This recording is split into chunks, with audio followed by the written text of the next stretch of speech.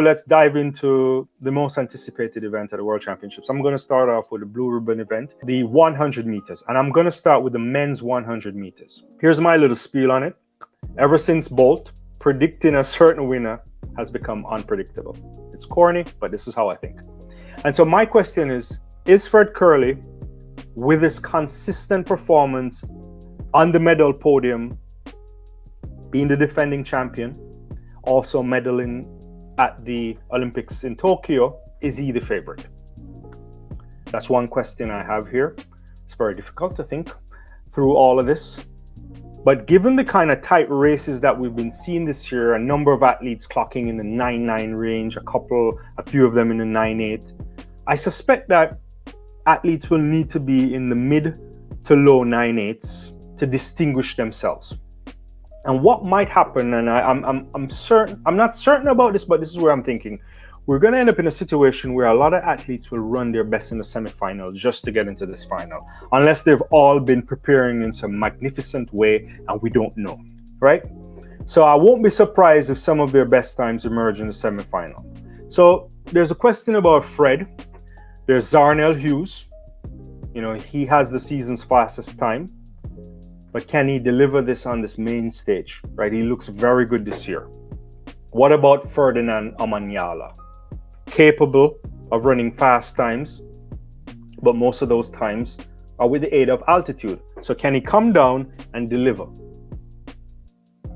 What about Simbine? Will he deliver something here?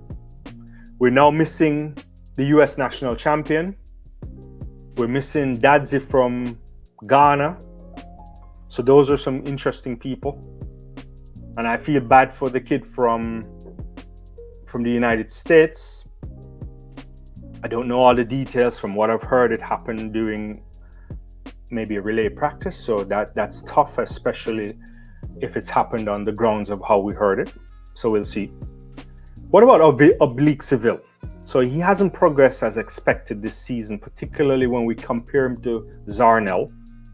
And injuries might be the reason for this.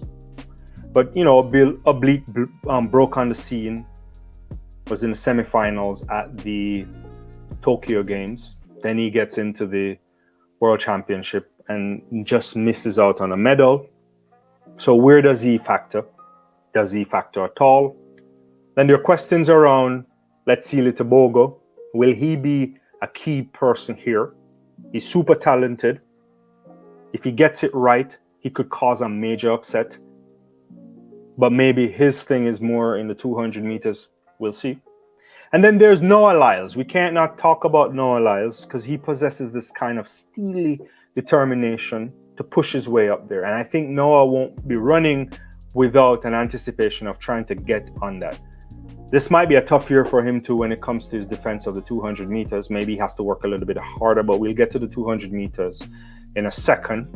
And then I have questions about this new kid on the block, this emerging guy from Jamaica, Watson. He's unknown at the global level, but could he spring a surprise? And so I've been pondering for a while. You know, I may be going around corners here. A lot of you are might be thinking, "Come, get on with it." And you know, after weeks, I'm still undecided. But if I had to choose, and I'm gonna go with safe picks, I would probably say Fred followed by Zharnel. So Fred Kerley, then Zharnel, and this might be a shocker. Somehow I have a funny feeling Watson might sneak up there. So it could be a Watson, Tobago, Seville, Lyles blanket finish for a bronze medal. So that's where I'm probably gonna end up there. I don't know if you agree with that. Somehow I feel like Fred can be upset. He just doesn't look the way I want him to look, but Fred is a champion guy. He delivers, he gets done.